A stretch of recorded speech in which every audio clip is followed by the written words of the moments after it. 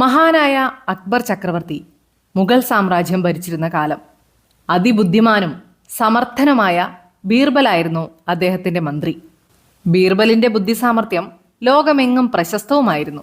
അങ്ങനെ ഒരിക്കൽ അക്ബർ ചക്രവർത്തി തന്റെ മട്ടുപ്പാവിൽ ഉലാത്തുകയായിരുന്നു. ആ സമയം ഒരു പണ്ഡിതൻ രാജാവിനെ കാണുവാനായി കൊട്ടാരത്തിലെത്തി. എന്തിനാണ് തന്നെ കാണാൻ വന്നത് എന്ന് അക്ബർ ആ പണ്ഡിതനോട് ചോദിച്ചു. അദ്ദേഹം പറഞ്ഞു, മഹാനായ ചക്രവർത്തി, എന്നെ കേട്ടാലും ഞാൻ പല പല രാജ്യങ്ങളും സന്ദർശിച്ചു വരികയാണ്. ഞാൻ ഇതുവരെ പോയിടത്തെല്ലാം എൻ്റെ ബുദ്ധിശക്തി തെളിയിക്കുകയും ചെയ്തിട്ടുണ്ട്. പോയ എല്ലാ രാജ്യത്തെയും മഹാപണ്ഡിതന്മാരെയൊക്കെ ഞാൻ നിഷ്പ്രയാസം തോൽപ്പിച്ചു കഴിഞ്ഞു. അപ്പോഴാണ് അങ്ങയുടെ മന്ത്രിയായ ബീർബലിനെ കുറിച്ച് കേട്ടറിഞ്ഞത്. ഇനി ബീർബലിനെ മാത്രമായി എന്തിനു ബാക്കി വയ്ക്കണം? അതുകൊണ്ട് അദ്ദേഹത്തെയും കൂടി പരാജയപ്പെടുത്തി എൻ്റെ പാണ്ഡിത്യം തെളിയിക്കണം. അതാണെൻ്റെ ആഗ്രഹം. അഹങ്കാരം കലർന്ന ആ പണ്ഡിതന്റെ സംസാരം അക്ബറിന് തീരെ രസിച്ചില്ല. എങ്കിലും അദ്ദേഹം ആ നീരസം പുറത്തു കാണിച്ചില്ല. കാരണം തൻ്റെ മന്ത്രിയായ ബീർബലിന്റെ ബുദ്ധിശക്തിയിൽ അദ്ദേഹത്തിന് അത്രത്തോളം വിശ്വാസമുണ്ടായിരുന്നു എന്നത് തന്നെ. ഒട്ടും വൈകാതെ അക്ബർ ബീർബലിനെ സഭയിലേക്ക് വിളിപ്പിച്ചു. സഭയിലെത്തിയ ബീർബൽ മുന്നിലുള്ള പണ്ഡിതനെ അഭിവാദ്യം ചെയ്തു.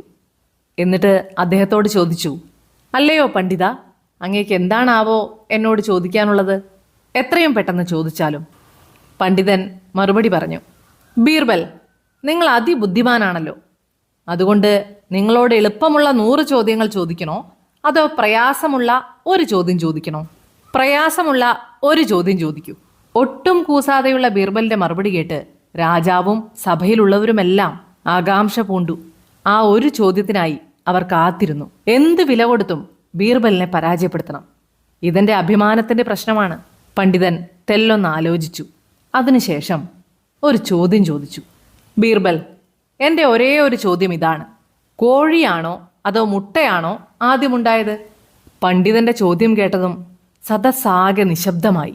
എന്നാൽ ബീർബലിന് അപ്പോഴും ഒരു കൂസലും ഉണ്ടായിരുന്നില്ല.